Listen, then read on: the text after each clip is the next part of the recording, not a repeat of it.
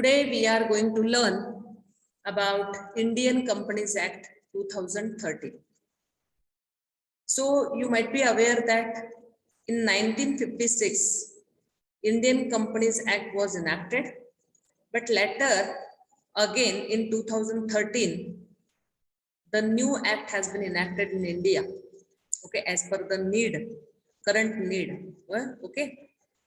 So in this particular act, what we are going to learn: introduction about the company, definition of the company, characteristics of the company, types of the company, incorporation procedure of the company, what are the effects of the incorporation, then what are the we can say duties of the promoter of a company, then what are the preliminary contracts, what the preliminary contracts include, that we are going to learn.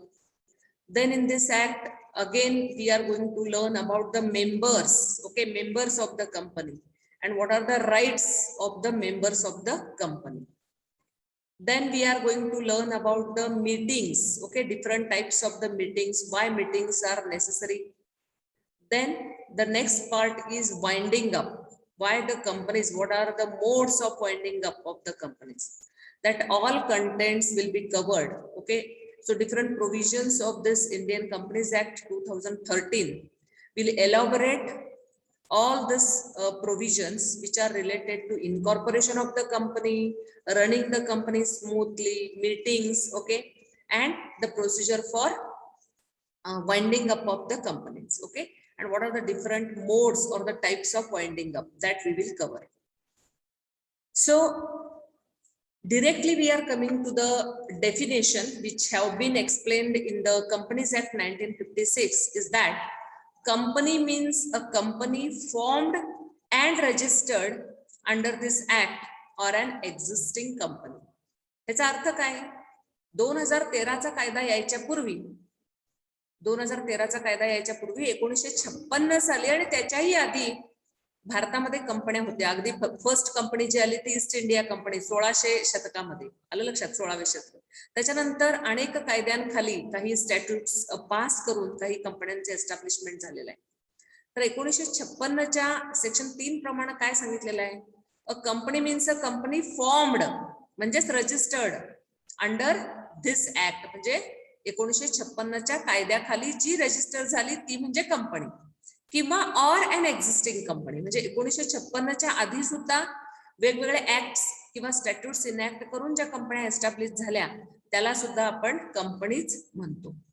त्याच्यानंतर 2013 साली जो act आला त्याच्याप्रमाणे कंपनीची व्याख्या काय आहे बघा. Company means any association of persons registered under the present म्हणजे 2013 चा ऍक्ट, और the previous companies act, previous म्हणजे 1956 असेल किंवा त्याही आधीचे असतील, ह्या कायद्यांखाली एस्टॅब्लिश झालेली किंवा रजिस्टर झालेली, इनकॉर्पोरेट झालेली कंपनी म्हणजे कंपनी. असं साधं सोपी डेफिनेशन ह्याच्यामध्ये दिलेली आहे. पण प्रोफेसर हॅनीने जी डेफिनेशन दिलेली आहे त्याच्यामध्ये कंपनीचे कॅरेक्टरिस्टिक्स येतात बघा. काय म्हणतात? A company is an artificial person created by law having separate entity with a perpetual succession and common seal. ह्या डेफिनेशन मध्ये खूप सारं आहे, दडलेलं आहे बघा. काय आहे कंपनी म्हणजे? कंपनी म्हणजे एक आर्टिफिशियल पर्सन आहे. आता तुम्ही आम्ही ही कसली पर्सनॅलिटी आहे तर नॅचरल पर्सनॅलिटी, आपण बाय नेचर बर्थ घेतलेला आहे. पण कंपनी एक अशी पर्सनॅलिटी आहे जी आर्टिफिशियली त्याला तयार केलं गेलेलं आहे. कुणी तयार केलं? कायद्यानं तयार केलेलं आहे. त्याच्यानंतर त्याची जी एंटिटी आहे, त्याची जी ओळख आहे, त्याची जी आयडेंटिटी आहे ती सेपरेट आहे, ती मेंबर पेक्षा वेगळी आहे. येते लक्षात? कंपनीला स्वतःच एक आयडेंटिटी असते, कंपनीला स्वतःची एक ओळख असते. आणि विथ परपॅक्च्युअलचा अर्थ काय?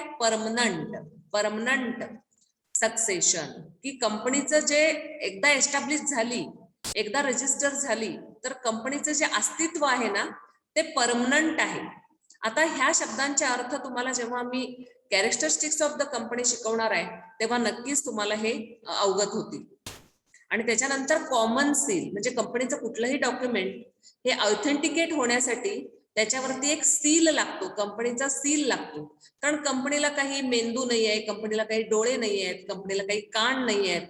कंपनीच्या वतीनं डायरेक्टर्स हे काम करत असतात आणि म्हणून डायरेक्टर्सनी दिलेला प्रत्येक कागद हा त्याच्यावरती कॉमन सील असणं गरजेचं असतं. कॉमन सील असल्याशिवाय त्याला कॉन्फिडेन्शियलिटी येत नाही. येतं लक्षात?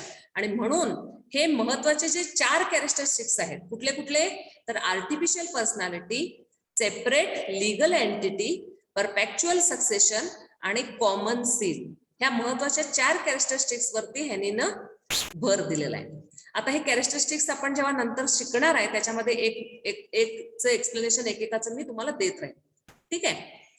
Members may die or change, म्हणजे कंपनीचे मेंबर्स चेंज होत असतात. कंपनीचे मेंबर्स जरी सगळे मेले, एक साधं उदाहरण आहे, कंपनीचे डायरेक्टर्स मेंबर्स एका जहाजातनं चाललेत, एक बॉम्बलास्ट झाला किंवा जहाज बुडलंय समुद्रामध्ये, कोणी नाही आहे हयात, पण कंपनीचं अस्तित्व मात्र आहे. कंपनी मेलेली नाही आहे, but company goes on till it's wound up. Company जोपर्यंत उंडप होणार नाही, येते लक्षात, कायद्यानं जोपर्यंत त्याला मारलं जाणार नाही किंवा कायद्यानं त्याला गुंडाळलं जाणार नाही, तोपर्यंत कंपनीचं अस्तित्व हे तहहयात आहे.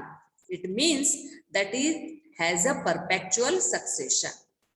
कंपनीला जसं व्यक्तीला स्वतःची प्रॉपर्टी खरेदी करण्याचा, प्रॉपर्टीची विल्हेवाट लावण्याचा अधिकार आहे, म्हणजे हक्क असतो, तसंच कंपनीला सुद्धा एक आर्टिफिशियल पर्सनॅलिटी, लीगल एंटिटी येते आणि म्हणून कंपनी तिच्या नावानं एक प्रॉपर्टी, अनेक प्रॉपर्ट्या खरेदी करू शकते, बँक अकाउंट काढू शकते, लोन काढू शकते बँकेतनं किंवा फिनान्शियल इन्स्टिट्यूशन कडनं.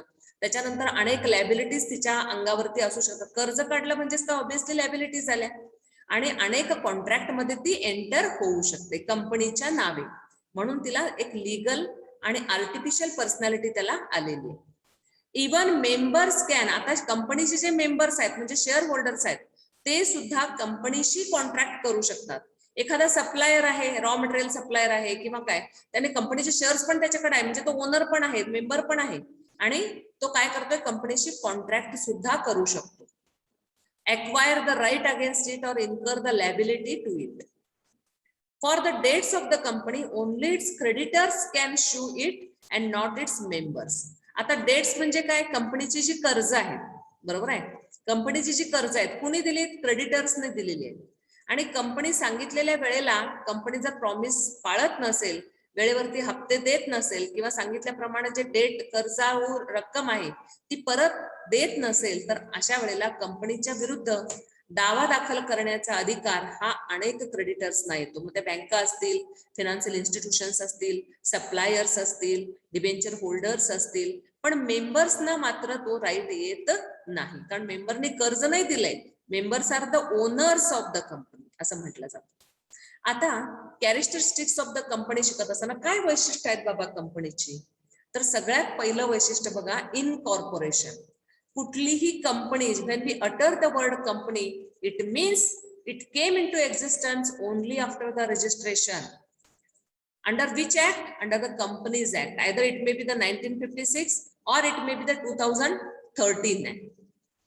By following the legal process, whatever the procedure is required, whatever the document fulfillment is there, after completion all the procedure, then and then only registrar of the company will give the registration certificate. Okay, so registration is very mandatory for every company. The process of registration has been simplified. आता जो 2013चा जो कायदा आहे, म्हणजे 1956च्या कायद्यामध्ये थोडी rigidity होती, पण हा जो 2013चा कायदा आहे ह्याच्यामध्ये खूप सिम्प्लिसिटी अशी आणलेली आहे. With introduction of the web service, that is spice, ज्याला आपण म्हणतो simplified proforma for incorporating the companies electronically, म्हणजे ऑनलाईन सुद्धा आपण कंपनी रजिस्टर करू शकतो. हे कुठल्या कायद्यामुळं? 2013च्या हे ऍडिशनल फॅसिलिटी याच्यामध्ये आलेली आहे. पण कॅरेक्टरिस्टिक्स लिहिताना हे लिहा की कुठलीही कंपनी रजिस्ट्रेशन झाल्याशिवाय ती मुळात अस्तित्वातच येत नाही. त्यामुळे सगळ्यात महत्वाचं काय, इनकॉर्पोरेशन होणं गरजेचं आहे, त्याचं रजिस्ट्रेशन होणं गरजेचं आहे. Either it is a private company or it is a public company, registration is mandatory. Are you getting? This is the first characteristics of the company. Now look at the second one. Separation किंवा separate legal entity. Entity म्हणजे काय? ओळख. Legal म्हणजे काय? कायदेशीर. Separate म्हणजे काय? वेगळी. वेगळी कायदेशीर ओळख त्या कंपनीला मिळते. जेव्हा कंपनी रजिस्ट्रेशन होतं, कंपनीचं इनकॉर्पोरेशन होतं, तेव्हा संपूर्ण जगामध्ये तिचे एक वेगळं अस्तित्व निर्माण होतं. येते लक्षात? आणि म्हणून ह्या अस्तित्वामुळेच, लीगल एंटिटीमुळेच तिला वेगवेगळे राईट्स येतात. कुठले राईट्स येतात? Company can sue and be sued in its own name. म्हणजेच काय? कंपनी एखाद्या व्यक्तीविरुद्ध दावा दाखल करू शकते किंवा एखादा व्यक्ती कंपनी विरुद्ध दावा दाखल करू शकतो, पण कोणाच्या नावे? मेंबरच्या नावे किंवा डायरेक्टरच्या नावे, तर कंपनीच्या ओन नेम मध्ये. कारण कंपनीचे एक अस्तित्व आलेलं आहे बघा. जेव्हा आपल्याशी कोण भांडतं किंवा आपल्या प्रॉपर्टीला कोणी नुकसान पोहोचवतं, ट्रेसपास करतं, तेव्हा एखाद्या नॅचरल व्यक्तीला जसा राईट आहे दुसऱ्या विरुद्ध, किंवा जो कोणी ट्रेसपासर आहे, जो कोणी राईट्स व्हायोलेट करतो, त्याच्या विरुद्ध दावा दाखल करण्याचा जसा आपल्याला हक्क येतो, तसाच कंपनीला सुद्धा दावा दाखल करण्याचा आणि दुसऱ्यांना कंपनी विरुद्ध दावा दाखल करण्याचा हक्क हा प्राप्त होतो. Company can hold and dispose of the property. जसं व्यक्तीला प्रॉपर्टी विकत घेण्याचा, डिस्पोज करण्याचा अधिकार आहे, तसाच कंपनीला सुद्धा अनेक निरनिराळ्या प्रकारच्या प्रॉपर्टीज, मग मुवेबल असतील, इममुवेबल असतील, टेंजिबल असतील, इनटेंजिबल असतील. इनटेंजिबल, टेंजिबल ह्या कुठल्या? तर गुडविल वगैरे जे म्हणतो ना आपण, त्याला इनटेंजिबल. गुडविल असेल, कॉपीराईट असेल, पेटंट्स असतील, असे जे ते सुद्धा प्रॉपर्टीजच आहेत, ते कंपनी खरेदी करू शकतं, त्याला तो हक्क आहे. Company can enter into the contract in its own name. Company कोणाबरोबरही कॉन्ट्रॅक्ट करू शकते की जे कॉन्ट्रॅक्टला इलिजिबल आहेत, कॉन्ट्रॅक्टला इलिजिबल आहेत, कॉम्पिटंट आहेत. अशा प्रत्येक व्यक्तीशी कंपनी स्वतःच्या नावे कॉन्ट्रॅक्ट करू शकते. का करू शकते? का हक्क आले हे? तर कंपनीला स्वतःची एक सेपरेट लीगल एंटिटी आहे. आता एक केस आहे त्याच्यावरती, सेपरेट लीगल एंटिटी. ही केस पूर्ण मी वाचणार नाहीये, पण एक लक्षात ठेवा, salmon versus salmon and company हा एक व्यक्ती आहे. साल्मन हा एक व्यक्ती आहे आणि त्यानं साल्मन अँड कंपनी नावाची एक कंपनी एस्टॅब्लिश केलेली आहे. आलं लक्षात?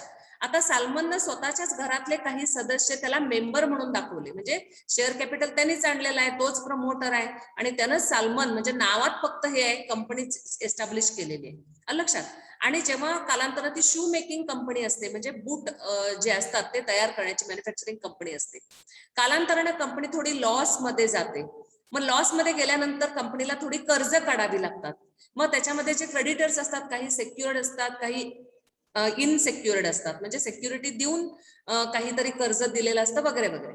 मग ह्याच्यामध्ये प्लिया काय घेतो, साल्मन काय म्हणतो की मी एक सेक्युअर्ड क्रेडिटर आहे आणि कंपनी आता उंडक व्हायला लागली, तर माझं आधी देणं द्या, कंपनीतलं माझं आधी देणं दिलं गेलं पाहिजे, हा त्याचा प्लिया आहे, ही त्याची बाजू आहे. पण ते सेक्युअर्ड अदर जे क्रेडिटर्स आहेत ते काय सांगतात की ऑब्विसली अनसेक्युअर्ड क्रेडिटर्सचं आधी देणं न देता सेक्युअर्ड क्रेडिटर्सचं आधी द्या. पण साल्मननं काय सिद्ध केलं किंवा त्याच्या वकिलानं काय सिद्ध केलं, साल्मन हा एक वेगळा व्यक्ती आहे आणि साल्मन अँड कंपनी ही वेगळी व्यक्ती आहे. कर्ज मी घेतलंय का? नाही. कर्ज कुणी घेतलंय? साल्मन अँड कंपनीनं घेतलेलं आहे. तुम्ही सेक्युअर्ड क्रेडिटर्स कुणाचे आहात? साल्मन अँड कंपनीचे आहात. कर्ज तुम्ही मला नाही दिलंय, कर्ज कुणाला दिलंय? कंपनीला दिलेलं आहे. आणि तुम्हाला जे काही वसूल करायचं आहे ते तुम्ही साल्मन अँड कंपनीकडनं करा. मी माझी जरी प्रॉपर्टी असेल किंवा माझ्याकडे जे आहे तर मी कुणाचं देणं लागत नाही, पण कंपनी देणं लागतं, कारण मी साल्मन वेगळा आहे आणि साल्मन अँड कंपनी ही वेगळी आहे. साल्मन ही नॅचरल पर्सन आहे, साल्मन अँड कंपनी ही आर्टिफिशियल पर्सनॅलिटी आहे. येते लक्षात तुम्हाला? आणि कोर्टानं सुद्धा तेच सांगितलंय, once the company is formed it attains an entity of its own. स्वतःला त्याची ओळख निर्माण झालेली आहे. It is different from everybody else. म्हणजे साल्मन हा त्याचा मेंबर, त्याच्या घरातले जरी मेंबर असले तरी त्यांचा काहीही संबंध नाही. आणि म्हणून त्या कोर्टानं सुद्धा निकाल दिला की साल्मन ही एक साल्मन अँड कंपनी ही एक सेपरेट एंटिटी आहे आणि सेक्युअर्ड क्रेडिटरचं देणं जे आहे ते आधी दिलं पाहिजे. कोणाच्या आधी? तर अदर जे क्रेडिटर्स आहेत त्यांच्या आधी त्यांचं देणं दिलं गेलं पाहिजे. म्हणजेच साल्मन हा त्याला जबाबदार नाही, तर साल्मन अँड कंपनी जबाबदार आहे, हे कोर्टानं सिद्ध केलं. ह्याच्यावरनं काय दिसतं, तर नॅचरल पर्सन वेगळा आहे आणि कंपनी ही आर्टिफिशियल पर्सनॅलिटी आहे, तिची एक वेगळी एंटिटी आहे. येते लक्षात? आता तिसरं कॅरेक्टर काय आहे? परपेच्युअल succession.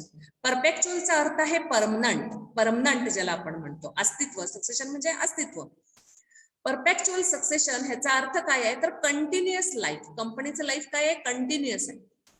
Companies life is not in any manner affected by the death और इन्सॉल्वन्सी ऑफ इट्स मेंबर्स. येते लक्षात. एक उदाहरण दिले बघा. Even a hydrogen bomb cannot bring end to the life of the company. असं समजा की कंपनीचे सगळे डायरेक्टर्स आहेत, कंपनीचे मेंबर्स आहेत, एकत्र बसलेत एका बिल्डिंग मध्ये, इमारतीमध्ये, आणि तिथं बॉम्ब, एक हायड्रोजन बॉम्ब पडलाय, सगळे मेलेले आहेत. ओके, सगळे मेंबर्स डाय झालेले आहेत, पण कंपनी मेली का नाही. Company continues to exist unless it brought to an end through the legal process of winding up. मी मगाशीच म्हटलं तुम्हाला, ह्या ऍक्ट मध्ये सगळ्यात शेवटचा भाग जो आहे तो वाइंडिंग अप. कंपनी कशी वाइंड अप होते किंवा उंडअप कशी होते ह्याची एक लीगल प्रोसेस दिलेली आहे. जोपर्यंत ती लीगल प्रोसेस होत नाही तोपर्यंत कंपनी मरत नाही. कंपनीचं एक्झिस्टन्स हे तहहयात असतं, परपेच्युअल सक्सेशन असं म्हणतात. मग त्याचे डायरेक्टर्स आले काय, गेले काय, मेंबर्स बदलले काय, मेंबर्सने शेअर्स ट्रान्सफर केले काय, ते मेंबर असो नसो, मेंबर्स मरू देत, पण कंपनीचं अस्तित्व हे तहहयात असतं. म्हणून त्याचं कॅरेक्टर काय आहे परपेच्युअल सक्सेशन. त्याच्यानंतर काय आहे बघा लिमिटेड लायबिलिटी. लायबिलिटी केव्हा अराईज होते जेव्हा कंपनीची देणी ज्याला आपण म्हणतो, कंपनी कर्ज काढत असते, कंपनीचे असेट्स असतात, कंपनीच्या लायबिलिटीज असतात. येते लक्षात.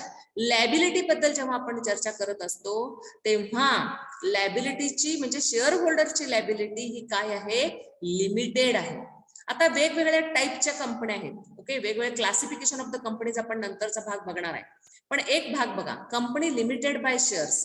म्हणजे सपोज एक्स व्यक्तीनं एका कंपनीचे 100 शेअर्स घेतलेत असं समजूया, आणि त्या शेअर्सची फेस व्हॅल्यू आहे 100 रुपये. 100 गुणिले 100 हे त्याची काहीतरी किंमत आहे. त्यातले 80 रुपये कंपनीने ऑलरेडी कॉल केलेले आहेत, म्हणजे मागितलेले आहेत, पेडअप आहेत असं समजूया, आणि फक्त 20 रुपये गुणिले 100 एवढं देणं आहे. आणि जर चुकून कंपनीला लॉस झाला आणि कंपनी लिक्विडेशनला आली तर अशा वेळेला शेअर होल्डरची लायबिलिटी काय आहे तर उरलेले फक्त 20 रुपये इंटू 100. एक मी इथंच तुम्हाला दाखवते. सपोज एकच उदाहरण घेऊया. कंपनीची फेस व्हॅल्यू किती आहे शेअर्सची तर फेस व्हॅल्यू आहे 100 रुपये. ओके, ₹100. त्यातलं कंपनीनं ऑलरेडी काय केलेलं आहे 80 रुपये घेतलेले आहेत, कलेक्ट केलेले आहेत असं समजूया आपण. 80 रुपये कलेक्ट केलेले आहेत, म्हणजे 100 वजा 80 म्हणजे किती ₹20. एवढे पैसे इंटू किती शेअर्स त्यांनी घेतलेत आपण म्हटलं 100. तर जे काही त्याची व्हॅल्यू होणार आहे किती होणार आहे बघा 2000. म्हणजे जरी कंपनी लिक्विडेशनला चालली तरी त्या शेअर होल्डर्सला share holder will be responsible और he is having the liability of rupees only 2000 even though he is a crore but then also his liability is only up to 2000. This is limited liability. This is the limited liability. Company कोटी रुपये जरी loss मध्ये आली असली तरी share होल्डरची liability ही फक्त आणि फक्त अनपेड अमाऊंट साठी मर्यादित असते. अनपेड अमाऊंट किती आहे फक्त इथं 20 रुपये आहे. येते लक्षात. जर कंपनीने पूर्ण 100 रुपये घेतले असते तर शेअर होल्डरची जबाबदारी संपली, तिथं शेअर होल्डर जबाबदार नाही. तसंच दुसरा प्रकार आहे कंपनी लिमिटेड बाय गॅरंटी.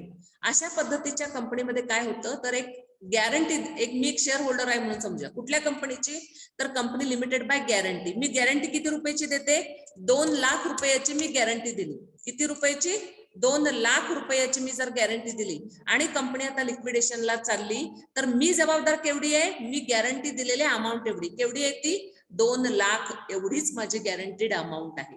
आणि तेवढ्या पुरतच माझी लायबिलिटी ही काय आहे माझी शेअर होल्डरची लायबिलिटी राहते. त्याच्यानंतर आहे अनलिमिटेड लायबिलिटी. इथं मात्र कंपनीचं म्हणजे किती काय तुम्ही शेअर्स घेतलेले आहेत किती घेतलेले आहेत ते काही माहित नाही, पण तुमची प्रायव्हेट प्रॉपर्टी सुद्धा इथं कंपनीचं देणं, कंपनीच्या लिक्विडेशनच्या वेळेला कंपनीचं देणं भागवण्यासाठी प्रायव्हेट प्रॉपर्टी जसं पार्टनरशिप फर्म मध्ये असतं तसं पार्टनरची लायबिलिटी ही अनलिमिटेड असते. तसंच अनलिमिटेड कंपनीच्या बाबतीमध्ये सुद्धा शेअर होल्डरची लायबिलिटी ही अनलिमिटेड आहे. ती पर्टिक्युलर अमाऊंट पुरती किंवा पर्टिक्युलर शेअरच्या अनपेड प्राइस पुरती मर्यादित नाही, तर त्याची प्रायव्हेट प्रॉपर्टी सुद्धा कंपनीची देणी देण्यासाठी ही फेच केली जाते. आणि त्याच्यानंतर हा नंतरचं काय सांगितलं आर्टिफिशियल लीगल पर्सन. आर्टिफिशियल काय आहे कारण जगामध्ये 2 पद्धतीचे लोक आहेत. एक आहे नॅचरल पर्सनॅलिटी आणि दुसरी आहे artificial personality. Another one of the feature of the company is that it is known as the artificial legal person. Artificial because its creation is by the process which is given under a particular act. It is not by the natural birth. We, you, I are the examples of the natural personalities, but company is the personality. The company came under the particular legal process, and that's why its personality is the legal and artificial personality. Have you got this? Hello?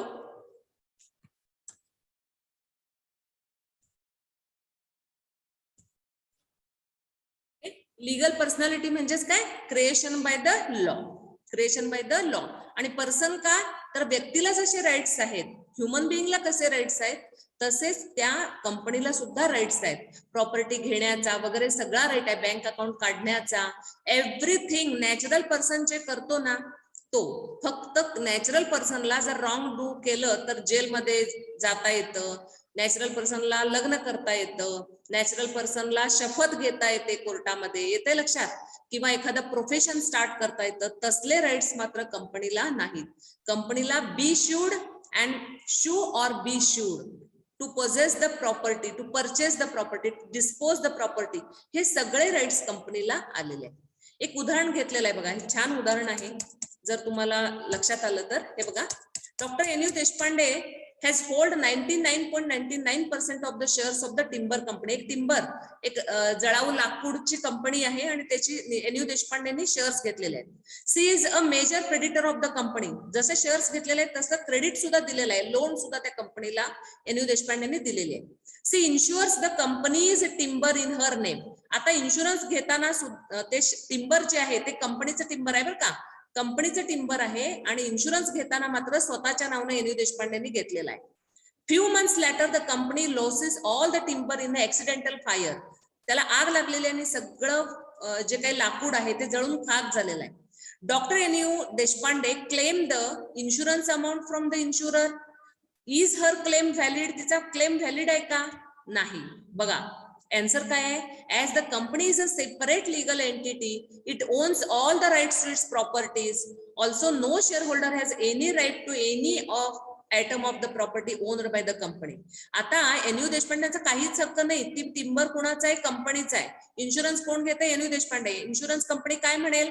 Claim देईल का? अजिबात देणार नाही, कारण कंपनीच्या नावे, कंपनीच्या स्वतःच्या नावे ते इन्शुरन्स घ्यायला पाहिजे होतं, पण देशपांडेंनी काय केलेलं आहे? स्वतःच्या नावे इन्शुरन्स घेतलेला आहे. त्यामुळे her claim is invalid. The insurer is not bound to pay her compensation. Never. जर ते कंपनीच्या नावानं जर इन्शुरन्स घेतला असता तर मात्र इन्शुरन्स मिळाला असता. Now the sixth characteristics is the transferability. Shares and their ट्रान्सफरॅबिलिटी.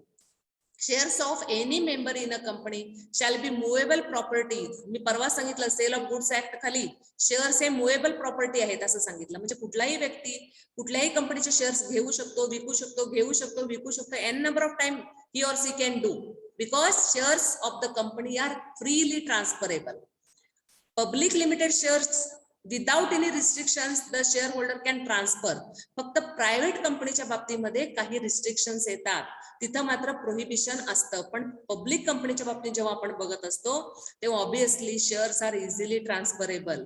एखाद्या कंपनीचा आयपीओ मी घेतला आणि आज ओपन मार्केटमध्ये एनएससी किंवा बीएससी वरती मला विकू शकते, मी कोणालाही ट्रान्सफर करू शकते. येते लक्षात? फिजिकल शेअर सुद्धा ट्रान्सफर करता येतात. So these are the easily transferable. This is also one of the character. And the last one, common seal or authentication by the company. कारण कंपनी ही एक आर्टिफिशियल पर्सनॅलिटी असल्यामुळं तिला चालवतं कोण? तर एक ह्युमन एजन्सी चालवते, म्हणजे डायरेक्टर्स चालवतात. येते लक्षात? मेंबर्स असतात हे त्याचे मालक असतात, पण सगळेच मेंबर्स विखुरलेले आहेत, scattered all over the nation, out of nation also. So it is impossible to look after the day-to-day transaction. They have elected the board of directors. This human agency is looking after the company's day to day affairs. येते लक्षात? मग अशा वेळेला अनेक contract मध्ये भाग घेत असताना त्यांना अनेक वेगवेगळ्या ह्याच्यामध्ये काय म्हणतो कॉन्ट्रॅक्ट करावे लागतात. अशा वेळेला ज्यांना ऑथॉरिटी दिलेली आहे असे डायरेक्टर्स त्या कागदावरती सही करतात. मग ते फक्त डायरेक्टरची सही असेल तर तो कागद ऑथेंटिकेट आहे का? तर नाही. तिथं कॉमन सील, कंपनीचा जो शिक्का आहे, common seal, that is rubber stamp on which name of the company is affixed आणि this is the official signature of the company असं म्हटलं जातं. ते शिक्का म्हणजेच कंपनी की जिला नाक, डोळे, कान, मेंदू नाहीये अशा कंपनीने केलेली ती सही आहे. आलं लक्षात? डायरेक्टर हा सही करत असतो पण त्याच्या खाली कंपनीचा शिक्का असणं तरच त्या डॉक्युमेंटला हा ऑथेंटिसिटी येते. 2015 साली पुन्हा एक अमेंडमेंट ह्या ऍक्ट मध्ये आलेले आहे. 2013चा कायदा आहे आणि 2015 साली अमेंडमेंट आलेले आहे आणि त्या अमेंडमेंट मध्ये कॉमन सील कंपल्सरी असणं गरजेचं नाही आहे असं सांगितलं गेलेलं आहे. आलं लक्षात? म्हणजे जेव्हा कॉम्प्युटराइज्ड डॉक्युमेंट्स असतात, ई डॉक्युमेंट्स ज्याला आपण म्हणतो, इलेक्ट्रॉनिक डॉक्युमेंट्स, असं लिहिलेलं असतं बघा, as it is a electronic document, no need of signature असं म्हटलेलं असतं बारीकशा अक्षरात. तिथं सीलची गरज नाही आहे. पण हा बदल केव्हा आलेला आहे तर मी सांगितलं तुम्हाला 2013च्या कायद्यानंतर 2015 मध्ये ह्या ऍक्ट मध्ये अमेंडमेंट म्हणजे बदल झालेले, पण त्या पद्धतीनं ते कॉमन सील कंपल्सरी नाही असं सांगितलेलं आहे. पण कॅरेक्टरिस्टिक मध्ये हे लिहिणं गरजेचं आहे. R you getting? 1956च्या कायद्याखाली तर कॉमन सील गरजेचं होतं पण इथं आता अमेंडमेंट करून ते काढून टाकलेलं आहे. So these are the different 7 characteristics of the company. I think you understood this. If you have any queries, you can type in the chat box. I can make clear everything in the next lecture.